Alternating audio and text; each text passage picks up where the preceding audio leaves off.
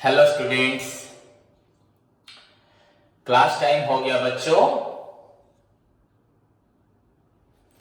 Okay, तो आज का क्लास स्टार्ट करें बच्चों। सभी रेडी हैं? मैंने आप लोगों को प्रीवियस क्लास में एबीसी सिल्वर और लिमिटेड का, कॉर्पोरेशन लिमिटेड का statement of profit and loss के बारे में बताया था। तो आज का हमारा सब्जेक्ट है, उसी क्वेश्चन का हमें बनाना है statement of position, that means balance sheet. उनकी फाइनेंशियल पोजीशन किस तरह से है उसके लिए हमें बनाना है बैलेंस शीट, जो कि आपका पार्ट 1 में बनाया जाता है। तो लेट्स स्टार्ट बच्चों। ये आपका बुक से था क्वेश्चन नंबर 8। ओके, तो बच्चों सभी देखिए ध्यान से, क्वेश्चन नंबर 8 आपका चल रहा है। दिस इज योर बच्चों, this comes under your part 1। ये आपका आता है पार्ट 1 के अंदर। And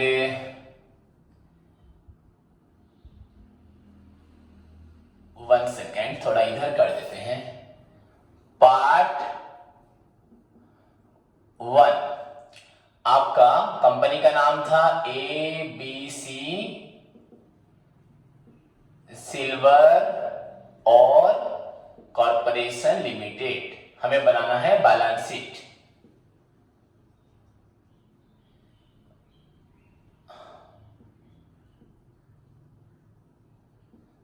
Balance sheet, and as you know बच्चों, balance sheet reveals the financial position of a business organization on a particular date, usually at the end, as on आपका 31st March 2014। 31st March आपका 2014। Okay students, सो अभी हमें format बनाना है। तो let's see बच्चों,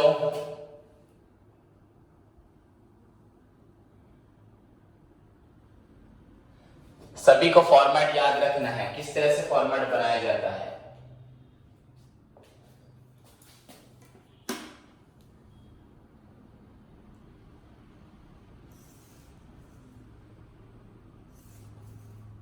particulars, then not number, then आपका balance of the current year.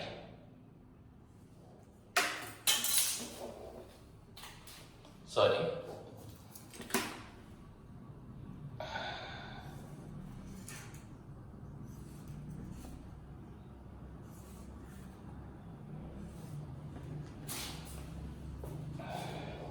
Okay बच्चों, तो यहां हेडिंग देते हैं हम लोग। आपका फर्स्ट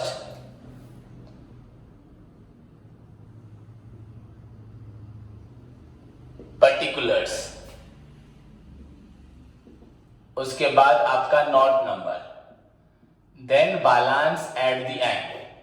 या बैलेंस एज ऑन आपका है 31st मार्च 2014। इन रुपीज में यही लिख देते हैं, इन रुपीज, या नीचे लिख सकते हो।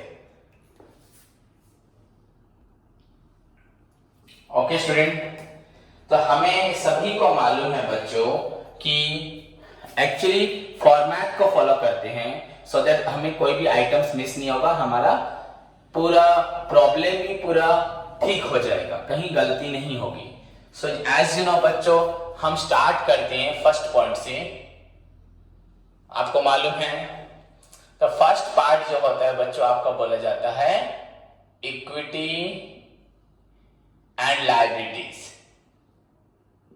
जिसमें आपका बोथ कैपिटल एंड लायबिलिटीज को लिया जाता है। इक्विटी एंड आपका लायबिलिटीज। एंड इक्विटी के अंदर बच्चों पहला पॉइंट आपका होता है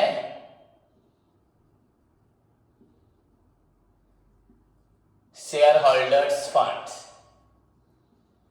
आपका शेयर होल्डर्स फंड्स, इक्विटी के अंदर आपका पहला पॉइंट होता है बच्चों share holders funds. Clear students? Now आपको सभी को मालूम है शेयर होल्डर्स फंड्स के अंदर पहला पॉइंट आपका है शेयर कैपिटल, आपका सेकेंड पॉइंट है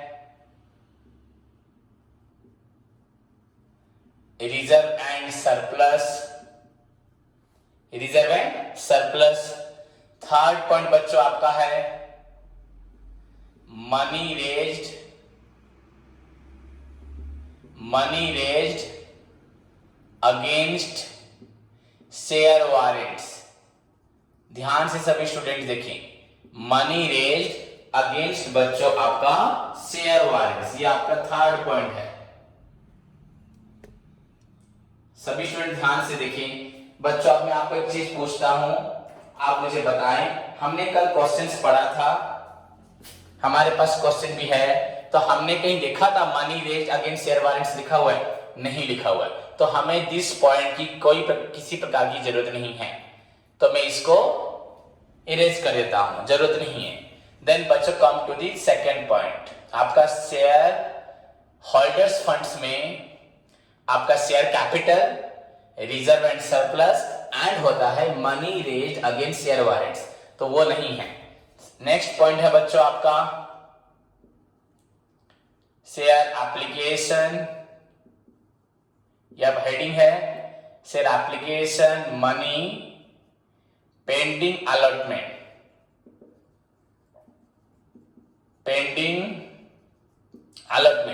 हमने क्वेश्चन पढ़ा है, ये वाला भी पॉइंट हमारे पास अवेलेबल नहीं है, इस पॉइंट के भी कोई भी इंफॉर्मेशन हमारे पास क्वेश्चन में दी गई नहीं है, तो ये भी लिखने की जरूरत नहीं, पर हम ये हेडिंग है तो लिख देते हैं। थर्ड पॉइंट है आपका नॉन करेंट लायबिलिटीज। बच्चों नॉन करेंट लायबिलिटीज, इसके अंदर पहले आता है लॉन्ग टर्म बोरोइंग्स, तो लॉन्ग टर्म बोरोइंग्स में आपका आता है डिबेंचर्स, हाँ बॉन्ड्स, आपने कहां से पैसा लिया है। तो बच्चों जैसे कि हमने क्वेश्चन पढ़ा था, क्वेश्चन में कहीं भी किसी प्रकार का डिबेंचर, बॉन्ड्स या लॉन्ग टर्म बोरोइंग्स के बारे में कुछ भी इंफॉर्मेशन नहीं है, तो यहाँ पे इसके अंदर पहले आपका आता है लॉन्ग टर्म बोरोइंग्स, फिर डेफर्ड टैक्स लायबिलिटी, यहाँ किसी प्रकार का डेफर्ड टैक्स लायबिलिटी भी नहीं है, अदर लॉन्ग टर्म बोरोइंग्स भी नहीं है, इनफैक्ट बच्चों कोई भी प्रोविजंस नहीं है, तो हमें इनको लिखने की भी जरूरत नहीं है क्योंकि ये पॉइंट्स है ही नहीं। अगर होता तो कोई पर्टिकुलर पॉइंट लिखते इसके हेडिंग के अंदर, तो ये भी नहीं है, इसको भी छोड़ देते हैं। देन कम टू द बच्चों फोर्थ पॉइंट, ये आपका था करंट लायबिलिटीज। बच्चों एज पर रिक्वायरमेंट्स हमें यहाँ हेडिंग देना होता है, फॉर्मेट अलग है, प्रॉब्लम डिफरेंट है। करंट लायबिलिटी में आपका पहले आएगा आपका जितने भी आपके बोरोइंग्स थे, तो आप देख सकते हैं आपका जैसे वहां पे लॉन्ग टर्म बोरोइंग्स था, यहाँ शॉर्ट टर्म बोरोइंग्स, किसी प्रकार का क्वेश्चन में बोरोइंग्स नहीं लिखा हुआ है।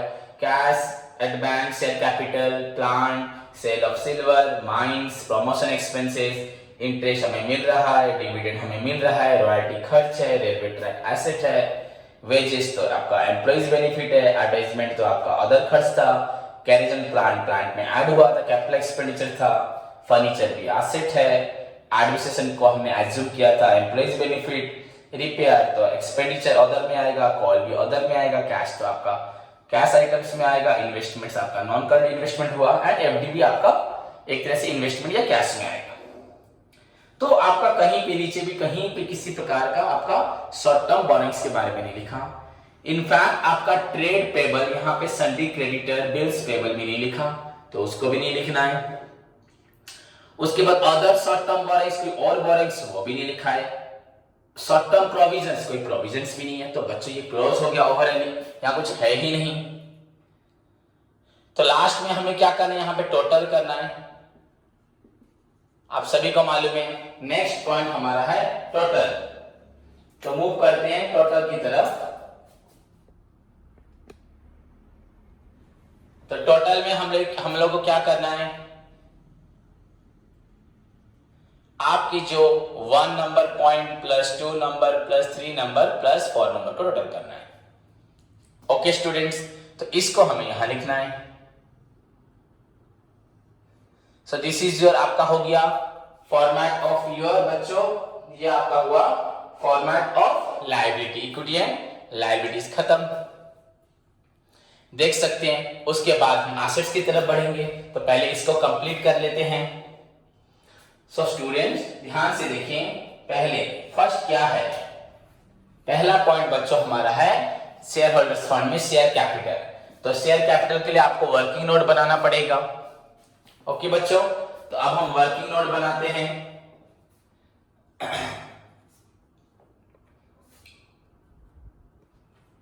यहां बनाता हूं वर्किंग नोट्स। तो पहला वर्किंग नोट्स ए दे देता हूं यहां पे। तो ये आपका हुआ शेयर कैपिटल ए। तो this is your share capital. तो शेयर कैपिटल को हमने ए पॉइंट में बनाया। देखो बच्चों, इसमें क्या आता है, एबीसी सिल्वर और लिमिटेड ने ऑथराइज कैपिटल का उनके पास था 6 लाख का। तो दैट मीन्स बच्चों ऑथराइज कैपिटल आपका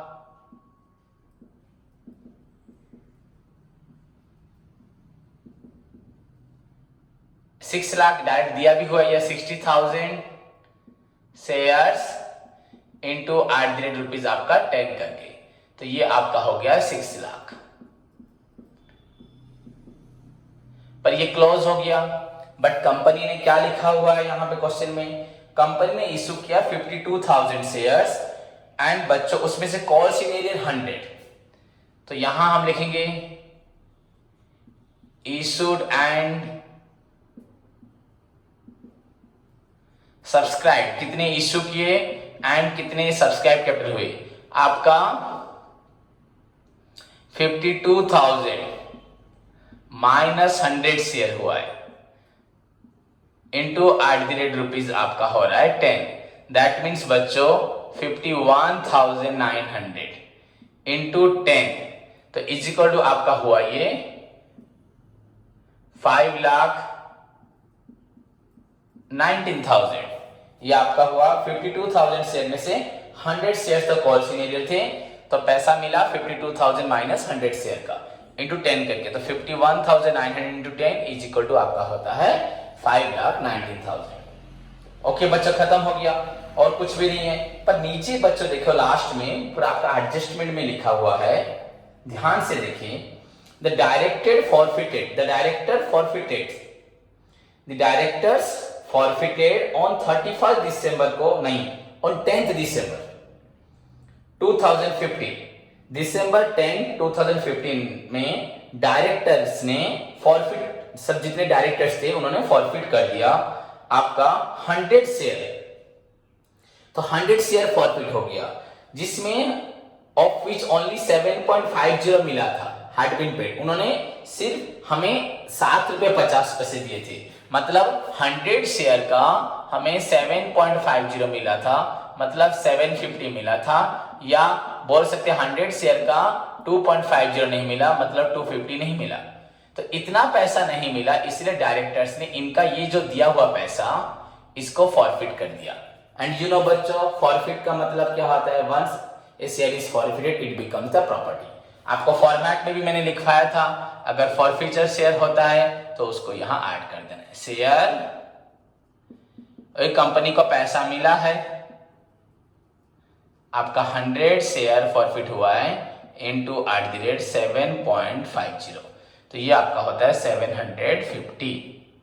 टोटल आपका हुआ 5,19,750। टोटल आपका हो रहा है बच्चों 5,19,750। तो आपका शेयर कैपिटल का अमाउंट कितना हुआ आपको मालूम पड़ा। अब इस अमाउंट को हमें प्रेजेंट कर देना है बच्चों यहां पर।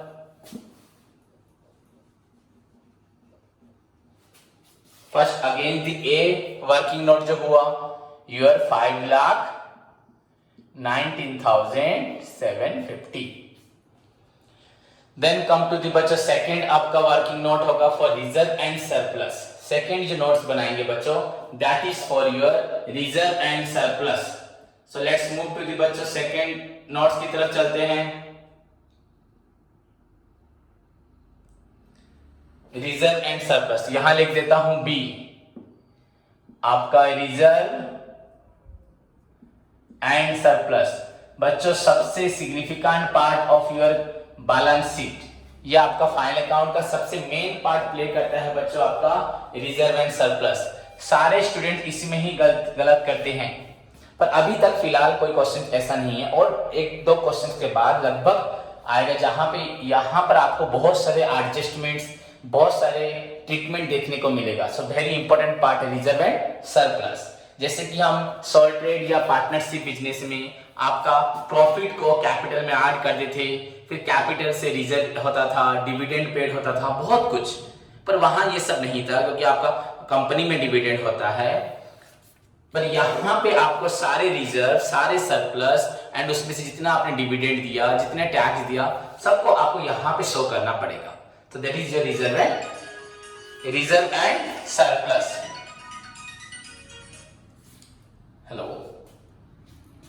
हेलो, काम था थोड़ा, फोन तो उठाया नहीं, थोड़ा बाद में बात करते हैं, क्लास कर रहा हूं।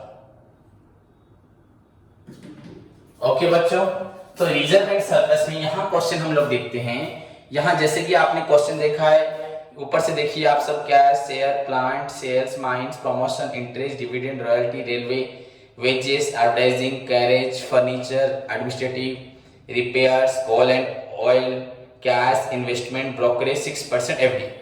बच्चों कहीं भी कोई भी रिजर्व नहीं है, या प्रीवियस ईयर कोई भी प्रॉफिट भी नहीं है, तो नीचे तो होगा ही नहीं, कुछ अब है ही नहीं। नीचे भी एडजस्टमेंट में आपका बस डेप्रिसिएशन था, 1/3 of promotion expense, return of था, क्लोजिंग स्टॉक था, एंड आपका interest on FD and direct earning forfeiture. तो आपका रिजर्व सरप्लस है ही नहीं।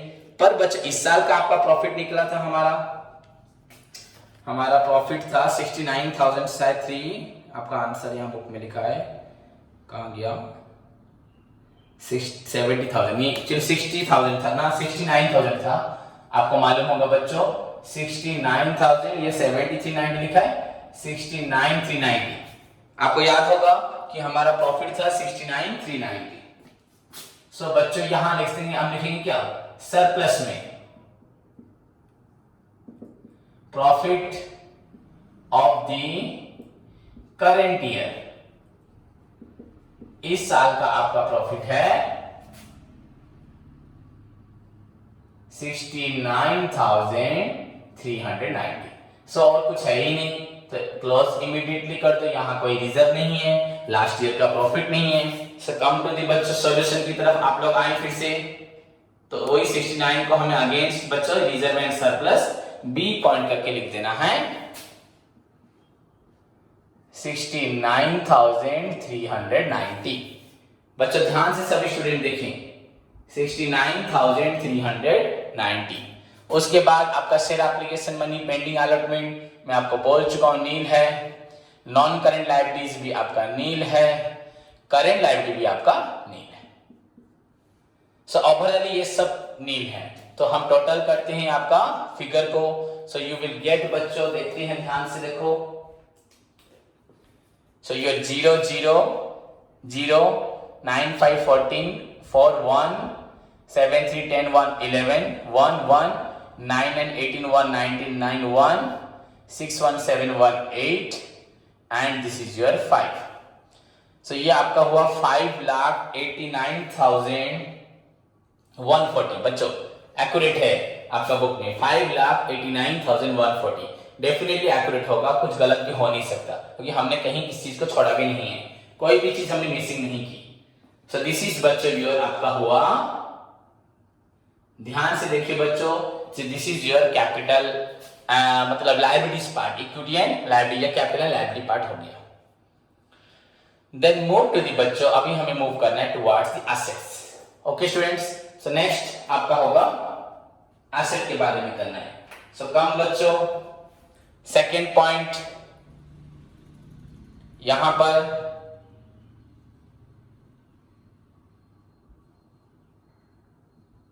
एसेट। स्टूडेंट ध्यान से देखिए बच्चों, एसेट अभी आपको एसेट के फॉर्मेट को यहां पे अच्छे से प्रेजेंट कर देना है बस। बच्चों आपका ये तो खत्म भी हो चुका है, दिस वन आपको क्लोज कर देना है, close. Now come to the बच्चों आपका एसेट। तो यहां पे पहले हेडिंग होगा एसेट, जैसे आपका ऊपर हेडिंग था इक्विटी एंड लायबिलिटीज, उसी तरह आपको यहां पे लिखना है एसेट्स। फिर एसेट में भी आपको मालूम है आपके पॉइंट्स आएंगे। 1 पॉइंट एसेट में हमें पहले पॉइंट करके लिखना है बच्चों नॉन करेंट एसेट।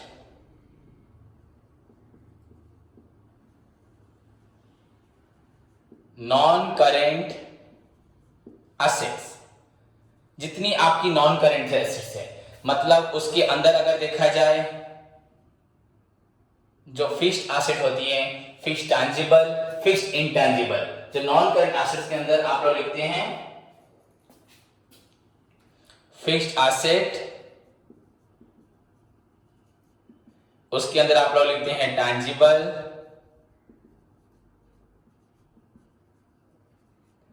एसेट्स या टैंजिबल फिक्स्ड एसेट्स, उसके बाद intangible fixed assets. Okay students, और भी बहुत पॉइंट्स हैं। आपका कैपिटल वर्क इन प्रोग्रेस, या आपका आता है इंटैंजिबल एसेट्स अंडर डेवलपमेंट, पर वो सब क्वेश्चन में तो है ही नहीं। मैंने आपको बोला बेसिकली वो नहीं होता। हाँ, टैंजिबल एसेट्स, इंटैंजिबल एसेट होता है। लगभग आपको लग रहा होगा कि इस क्वेश्चन में इंटैंजिबल एसेट भी about goodwill, patents, copyright, trademark, ये सब भी क्वेश्चन में नहीं लिखा, पर मैंने यहाँ इंटैंजिबल एसेट लिखा है आपकी रेफरेंस के लिए। ओके बच्चों, तो ये आपका पहला हुआ फिक्स्ड एसेट्स के अंदर, आपका नॉन करेंट एसेट्स के अंदर जो फिक्स्ड एसेट था, फिक्स्ड एसेट के अंदर आपका इस पॉइंट से 1 2, अगर हम इसको पॉइंट दे दें, so this one is an I, second point, third capital work in progress होगा, fourth intangible asset under development होगा। तो वो सब है ही नहीं, तो लिखने की जरूरत नहीं है। तो ये आपका नॉन करेंट एसेट था। उसके बाद आपने इसमें देखा फिक्स्ड एसेट्स को हमने लिखा। उसके बाद हमें अगर देखना है तो यहां पे हम लिख सकते हैं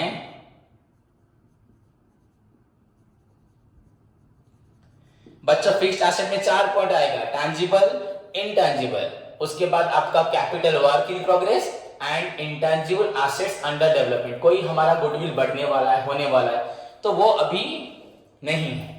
उसके बाद नॉन करेंट इन्वेस्टमेंट, कोई लॉन्ग टर्म आपने इन्वेस्टमेंट किया है तो आपको उसको हेडिंग देना है नॉन करेंट इन्वेस्टमेंट। ये भी इसको हेडिंग दोगे, बी आपको दिखाई दे रहा है, ठीक।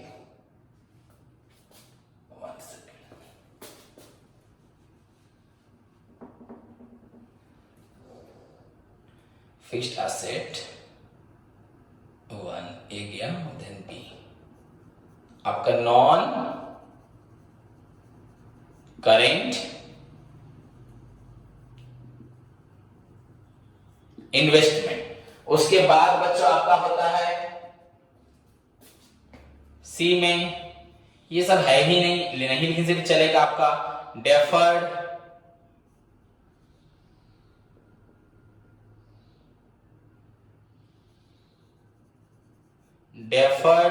Tax assets. उसके बाद आपका अदर लॉन्ग टर्म एसेट्स, आपका जो भी होगा मतलब एडवांसेस, ये भी आपका है ही नहीं। अदर, यहां पे डिफरेंस क्या है बच्चों, आपका नॉन करेंट एसेट्स जो है फिक्स्ड एसेट एक पॉइंट आ रहा है, उसके अंदर बहुत सारे पॉइंट्स आ रहे हैं। नॉन करेंट इन्वेस्टमेंट, उसके बाद आपका हुआ डेफर्ड,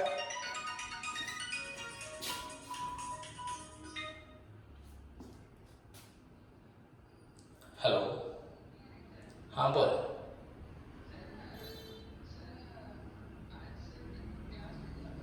ओके ठीक है, हाँ ठीक है, ठीक है, तो ऑनलाइन कर ले, ठीक है, ओके हाँ हाँ।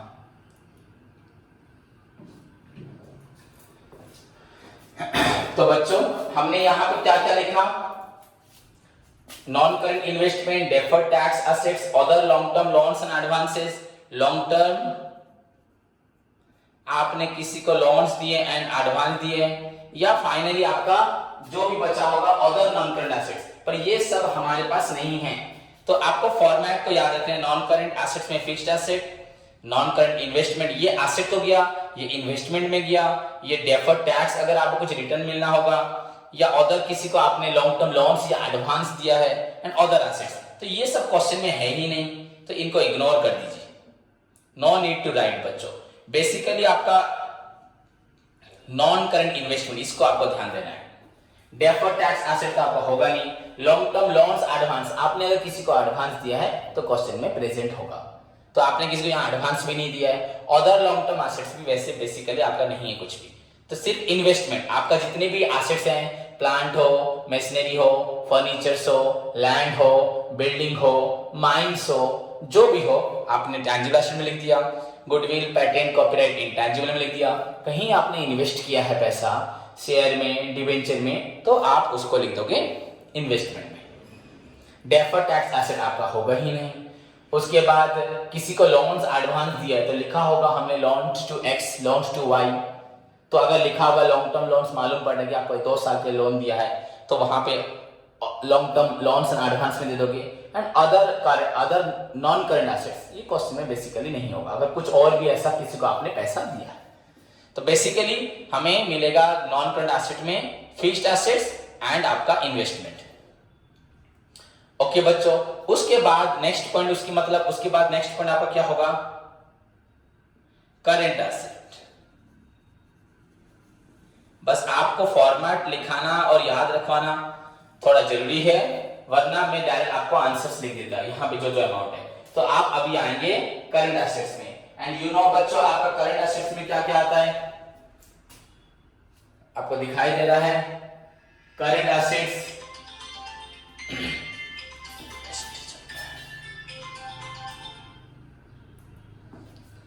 बच्चों करंट एसेट्स थोड़ा मैं इरेज करके यहां लिख देता हूं।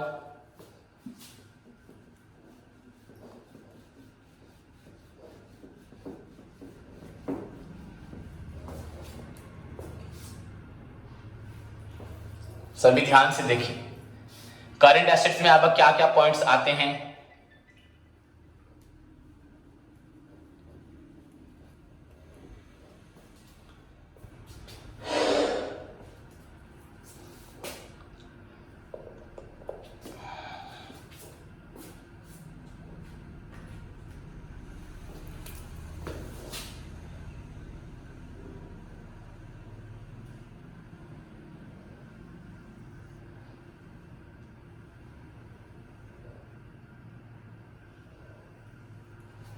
सपोज इसको हम यहां लिख देते हैं,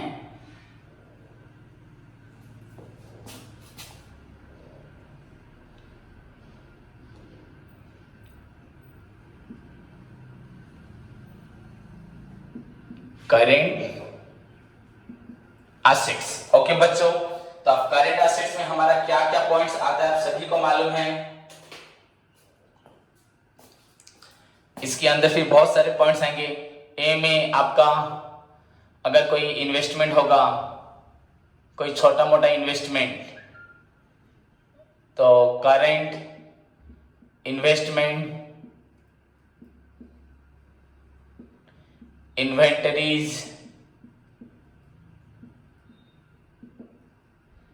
आपका ट्रेड रिसीवेबल्स, आपका होता है cash and cash equivalent items,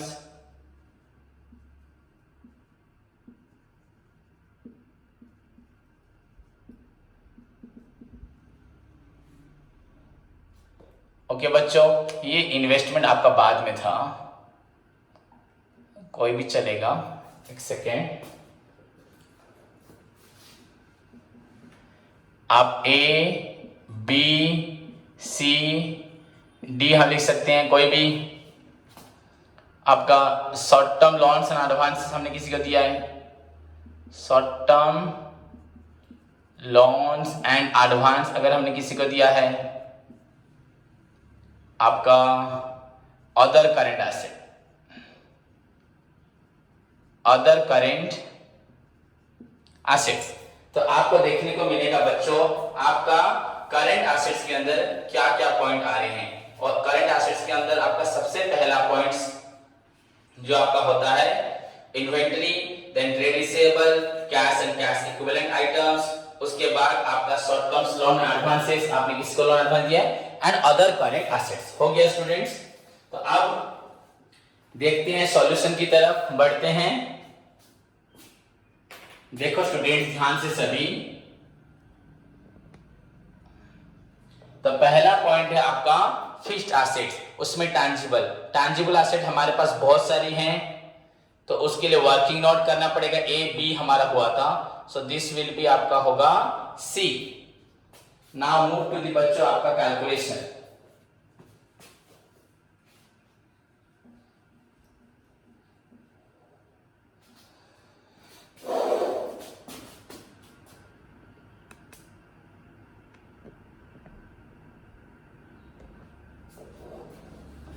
तो यहां पे आपका है सी, आपका नॉन करंट एसेट्स में डायरेक्ट लिख देते हैं टैंजिबल एसेट, कोई जरूरत नहीं है, सिर्फ टैंजिबल एसेट, नॉन करंट क्यों लिखेंगे, गलत होगा। तो टैंजिबल एसेट में हमारे पास क्या क्या था, आप सभी को याद होगा, बहुत सारे पॉइंट्स थे हमारे पास टैंजिबल एसेट्स में। बुक देख लेते हैं, cash, bank, share capital, plant. तो प्लांट था, इसका प्राइस है 40,000। बच्चों यहाँ पे कैरेज भी एक पॉइंट था, तो ऐड हो जाएगा आपका कैरेज ऑन प्लांट, उसका अमाउंट था आपका 1800। तो टोटल प्लांट हो गया 41,800 माइनस आपका डेप्रिसिएशन था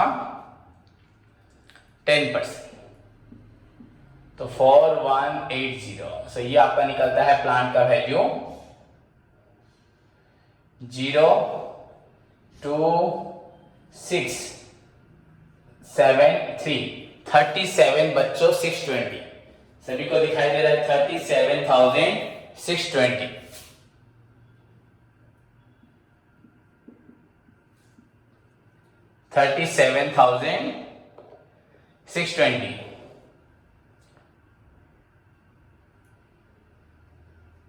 ओके, देन उसके बाद बच्चों सेल ऑफ सिल्वर नहीं, माइंस तो आपका एसेट है। माइंस कितना था, 2,20,000। डेफिनेटली माइंस तुमने लिया है, तो माइंस 2,20,000 का। प्रमोशन एक्सपेंसेस को छोड़ो, इंटरेस्ट छोड़िए, डिविडेंड, रॉयल्टी, रेलवे ट्रैक आपने जो बनाया माइंस तक ट्रेन आपका पहुंचेगा, एंड वैगन्स, माइंस के अंदर आपका ट्रेन एंटर करेगा, वैगन्स के लिए आपने खर्च किया है 17,000। इसमें भी माइनस आपका डेप्रिसिएशन है 10%, तो 1700। So this is your 15,300, 15,000, 16, 17 हो रहा है, 15,300। सभी स्टूडेंट ध्यान से देखें। उसके बाद आपका आ रहा है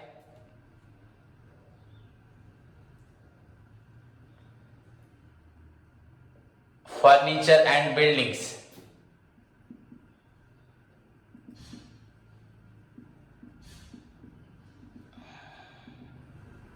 फर्नीचर्स एंड बिल्डिंग्स आपका है 20,900 माइनस आपका, इसमें भी फिर से डेप्रिसिएशन होता है बट 5%, ये आपको बताया था, इसका 5% आपका 1045।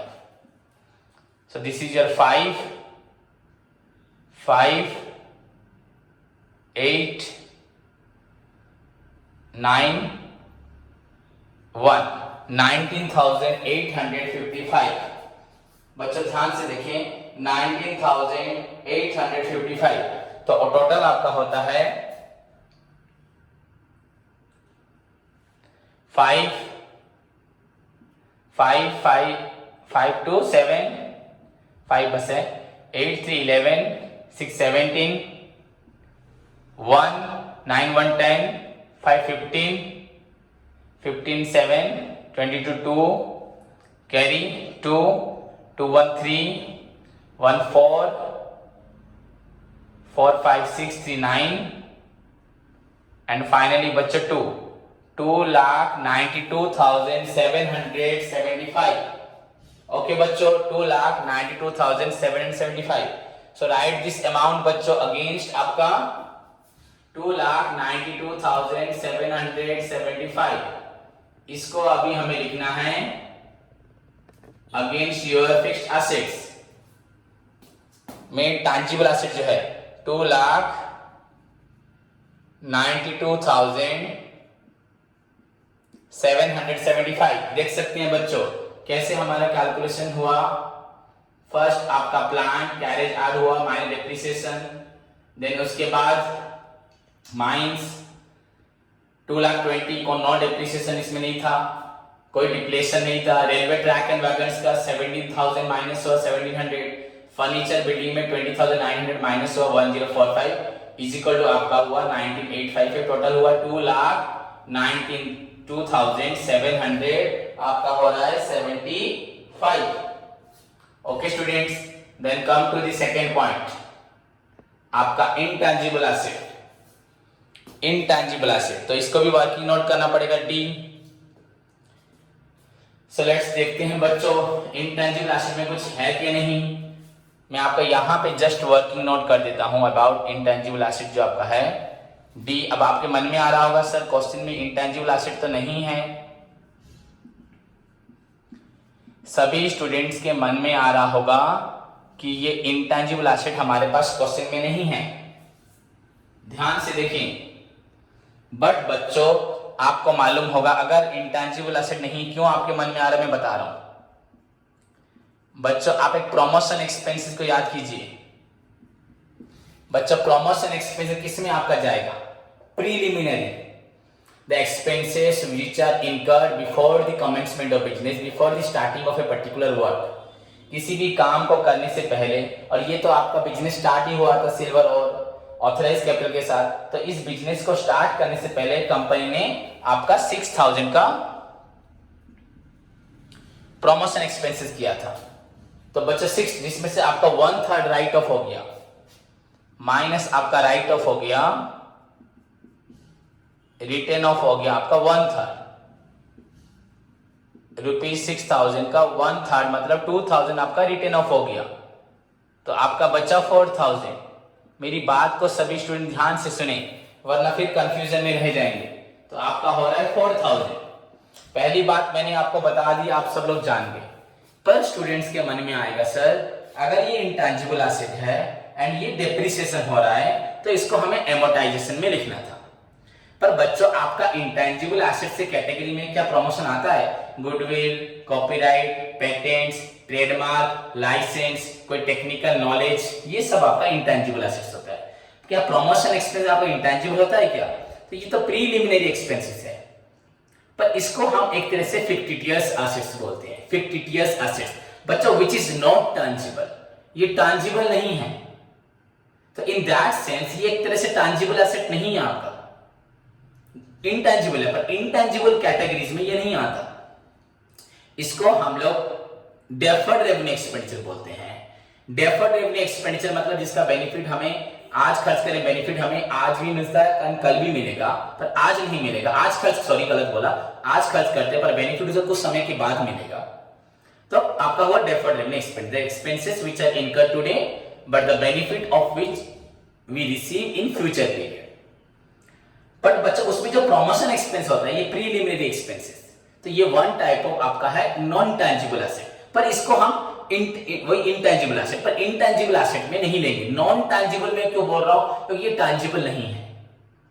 और इसको और कोई कैटेगरीज देखो बच्चों. इसके बाद हमारे पास जो कैटेगरीज है जैसे आपको दिखाई दे रहा है बोर्ड पे, आपको दिखाई दे रहा है बोर्ड पे, आप ध्यान से देखिए. आप इसको इन्वेंटरी में ले नहीं सकते, ट्रेड रिसीव ले नहीं सकते, कैश में ले नहीं सकते, शॉर्ट टर्म लोन हमने किसी को नहीं दिया है, अदर करंट एसेट नहीं है, प्रीवियसली हमारा जो नॉन करंट इन्वेस्टमेंट, ये इन्वेस्टमेंट भी नहीं है.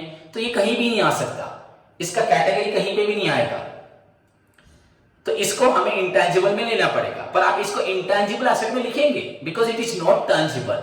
That doesn't mean it is your intangible asset. अगर इंटैंजिबल एसेट लिख देंगे तो सोच लेंगे मन में, लिखोगे इंटैंजिबल में क्योंकि बिकॉज और कोई कैटेगरीज नहीं है. ये नॉन टैंजिबल है तो इंटैंजिबल को इंडिकेट करता है. पर अगर आप एग्जैक्टली गुडविल पेटेंट्स कॉपीराइट सोच लेंगे तो इस डेप्रिसिएशन 2000 को आप लोग लिख देंगे एमोर्टाइजेशन में 2000 को। लिखने से भी कोई फर्क नहीं पड़ेगा, आपका आंसर सेम होगा, P&L अकाउंट आंसर सेम होगा। पर हमने ये 2000 को अदर एक्सपेंसेस में लिखा था, मैं चाहता 2000 को वहां से निकाल के एमोर्टाइजेशन में भी लिख सकता था, तो दोनों सेम होता। अगर मैं 2000 को एमोर्टाइजेशन में लिखता तो आपका वही आपका P&L अकाउंट का आंसर भी सेम होता, बस अदर एक्सपेंसेस थोड़ा बढ़ गया था, आपका डेप्रिसिएशन एंड एमोर्टाइजेशन बढ़ जाता। पर बच्चों इसको हम एमोर्टाइजेशन में शो नहीं कर सकते क्योंकि ये प्योरली इंटेंजिबल एसेट पे नहीं हो रहा। But by nature it is not tangible and there is no other category जहां पे हम प्रमोशन एक्सपेंसेस को शो करेंगे, प्रीलिमिनरी एक्सपेंसेस। ओके बच्चों, सो यहां पे मैंने शो किया, आपका हो रहा है 6000, आपका माइनस हो रहा है बच्चों 2000, सो आपका रहा इंटेंजिबल एसेट 4000 का, तो इसको मैं यहां लिखता हूं 4000 अगेंस्ट आपका डी। ओके स्टूडेंट्स, उसके बाद आपका और कोई पॉइंट नहीं है, नॉन करेंट इन्वेस्टमेंट। इन्वेस्टमेंट बच्चों, तो अब इन्वेस्टमेंट की तरफ बढ़ेंगे, तो इन्वेस्टमेंट के लिए कलम बनाना पड़ेगा। हमने क्या क्या इन्वेस्टमेंट किया है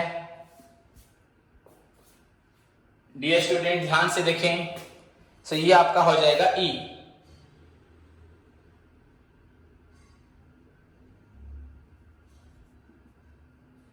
ये आपका हो जाएगा ई। ई वर्किंग नोट में आपका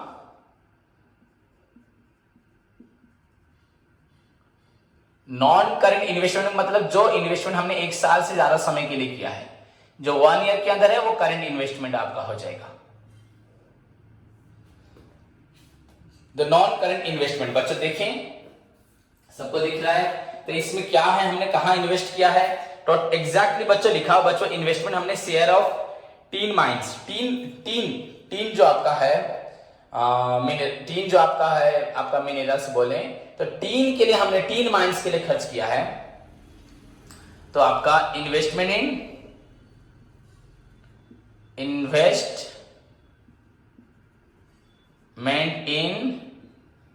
the share of tin mines. बच्चों आपने खर्च किया है 80,000, ब्रोकरेज है 1000, सो दोनों का प्लस ही होगा, आपका 80,000 हुआ। एंड ब्रोकरेज, कोई भी हम अगर खर्च करते हैं कैपिटल एसेट्स पे तो वो आपका ऐड हो जाता है कैपिटल एसेट में, तो 81,000। और एक बच्चों आपका एफडी भी है बैंक में, बच्चों बैंक में एफडी है, बैंक में पैसा है 6% एफडी, तो भी इन्वेस्टमेंट है, बट ये तो cash in hand, cash at bank में चले जाए, कैश एट बैंक में पैसा है, तो कैश एंड कैश इक्विवेलेंट में चले, इसको इन्वेस्टमेंट में क्यों लेंगे, तो सिंपली बच्चों ये आपका हो गया 81,000। आपका जो बैंक में आपने एफडी किया है वो आपका चला गया बैंक में, तो ये आपका हो गया 81,000। बच्चों ध्यान से देखें, बिल्कुल भी डिफिकल्टीज आपको नहीं होगा। आपके पास पहले फिक्स्ड एसेट हुआ, नॉन करेंट इन्वेस्टमेंट हुआ, आपका डेफर्ड टैक्स एसेट्स होगा, other long term loans and advances आपने किसी को दिया वो होगा, या अदर करेंट एसेट्स, और कुछ भी नहीं है, तो इन तीनों को आपको ऐड कर देना है। यहां सी डी ई को लिखने की जरूरत नहीं है।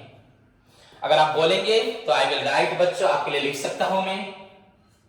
देखिए स्टूडेंट्स, मैं आपके लिए लिख सकता हूं, यहां पे लिखा भी था मैंने, आपका नॉन करंट इन्वेस्टमेंट के बाद डेफर्ड टैक्स एसेट हो गया, डी में आपका other long term loans and advance, E में other long term other non current, सब में अदर एक आता है, अदर नॉन करेंट एसेट, तो ये सब है ही नहीं, तो हमें अभी इसको टोटल कर देना यहां पे,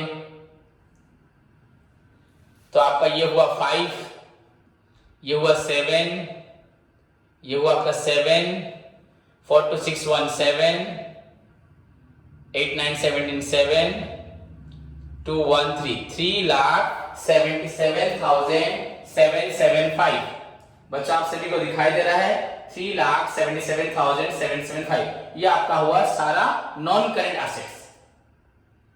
अब आपको टर्न करना है करंट एसेट की तरफ। करंट एसेट्स की तरफ देखिए बच्चों आपका,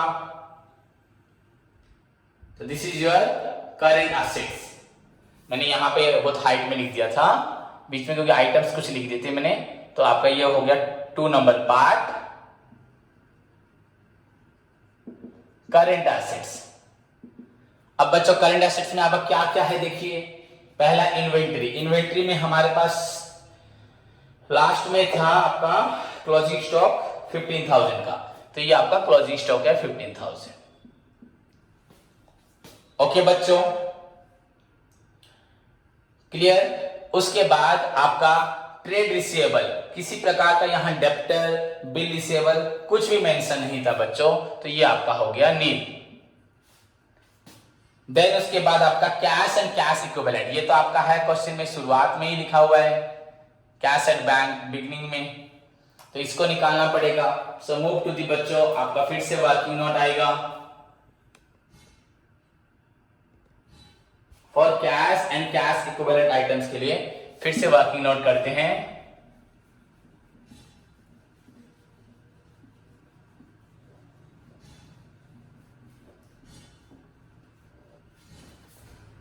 देखिए सभी ध्यान से, कैश एंड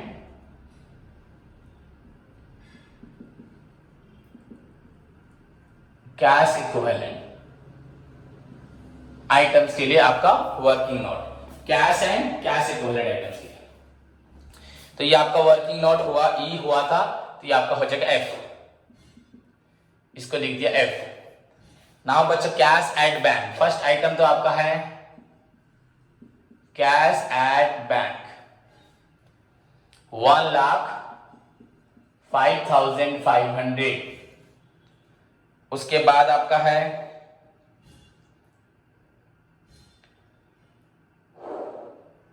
देखिए नीचे जाइए कैश, उसके बाद आपका कैश है पूरा लास्ट में आ रहा है, लास्ट से 3 आइटम छोड़ के ऊपर देखिए 530 ओनली कैश इन हैंड है 530। देन उसके बाद बचा 6% आपका जो एफडी था, एफडी इन सिंडिकेट बैंक, तो बैंक में डिपॉजिट किया था, सिंडिकेट बैंक में आपने डिपॉजिट किया था 89,000। तो जो भी हो, इसमें इंटरेस्ट भी हमें 3 मंथ्स का मिलना बाकी है, पर अभी इंटरेस्ट का कोई काम नहीं है, वो तो आपका अदर करंट एसेट में जाएगा, इंटरेस्ट मिलेगा, अक्रूड प्रीपेड ये सब अदर में। तो अभी तो इतना ही है आपका कैश।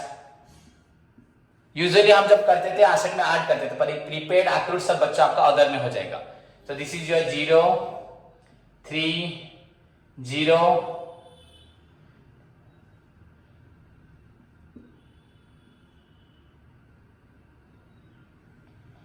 1,95,030 आपको दिखाई दे रहा है बच्चों 1,95,030।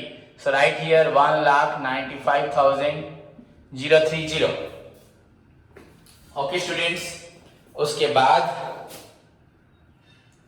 शॉर्ट टर्म एडवांस, किसी को हमने लॉन्स एडवांस दिया है कुछ भी नहीं है, तो ये भी आपका नील। अदर करंट एसेट्स, आपका अदर कोई करंट एसेट है, करंट एसेट में बच्चों आपका जो 6% जो था आपका इन अदर करंट, इसको लिख देते हैं आपका एफ हुआ था तो जी लिख देते हैं, तो जी वर्किंग नोट में other current asset, other current assets. जैसे तो आपको हर किसी के लिए आपको ऐसे नोट्स बनाना है, हर एक आइटम्स के लिए आपको नोट्स बनाना है। तो बच्चों आपका अदर करंट एसेट्स में क्या था 6% नहीं लिखेंगे,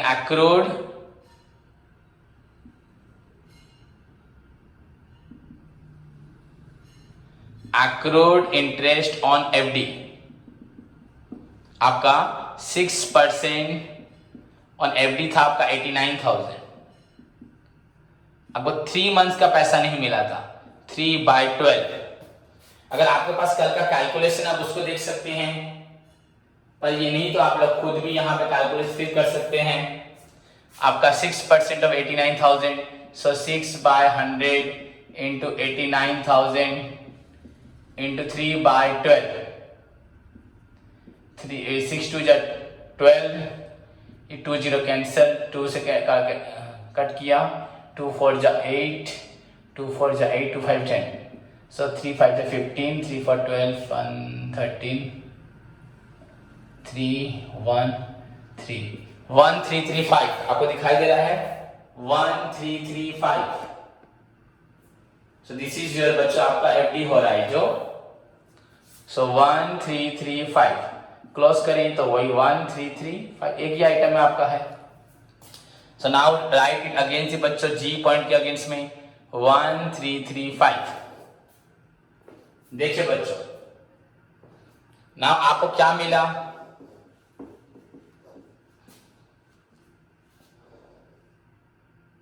ये आपका हुआ क्या, total current asset, total of current asset, वो उससे पहले निकला था टोटल ऑफ आपका नॉन करेंट एसेट, जो भी इसको ऐड कर लीजिए, 5 3 3 6 3 3 1 5 6 5 11 1 9 1 10 1 11 1 1 1 2 2,11,365। ओके बच्चों, देन एडवांस उसको आगे बढ़ाते हैं, आपको दिख रहा है 2,11,365। देन कम टू दी आपका टोटल एसेट्स जो है, टोटल एसेट्स,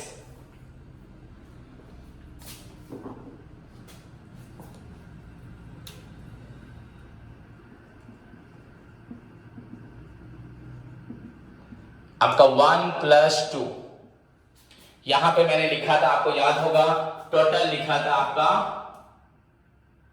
लिखा था टोटल, इसको टोटल लायबिलिटी लिख देते हैं, एक्चुअली लिखना चाहिए total equity equity and liabilities, total equity and liabilities, वो लिखना, इक्विटी एंड लायबिलिटीज लिखना, एंड यहां पे टोटल एसेट्स आपका ये हो रहा था 3 लाख, आप देख सकते हैं 3,77,775, सो 3,77,775, एंड ये आपका हो रहा है 2,11,365, 04198 5,89,140, आप देख सकते हैं यहां पे भी आपका 5,89,140 ही था। सो बच्चों आपका मैच हो गया आंसर, देखे सभी, ये आपका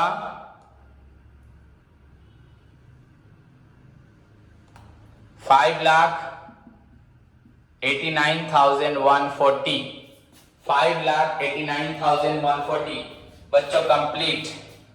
आप सभी ध्यान से देखें, your asset side 5,89,140, total equity and liability 5,89,000 आपका 140, एंड एसेट साइड आल्सो 5,89,140, तो आपका दोनों मैच कर गया। दैट मींस आपका total of assets is equal total of liabilities, तो आपका आंसर सेम मैच हो गया। So problem over. So this is your बच्चों आपका हुआ balance sheet under part 1 of ABC silver limited, जहां पे हमने प्रॉपरली अरेंज किया आपकी टोटल इक्विटी लायबिलिटी को, उसके बाद आपका एसेट्स में नॉन करेंट एसेट्स को, एंड उसके बाद आपका करेंट एसेट्स को। होप सभी बच्चों को समझ में आया, इसको प्रैक्टिस करें, अच्छे से पढ़ें, फिर भी डाउट है तो मुझे नेक्स्ट क्लास में पूछें। धन्यवाद।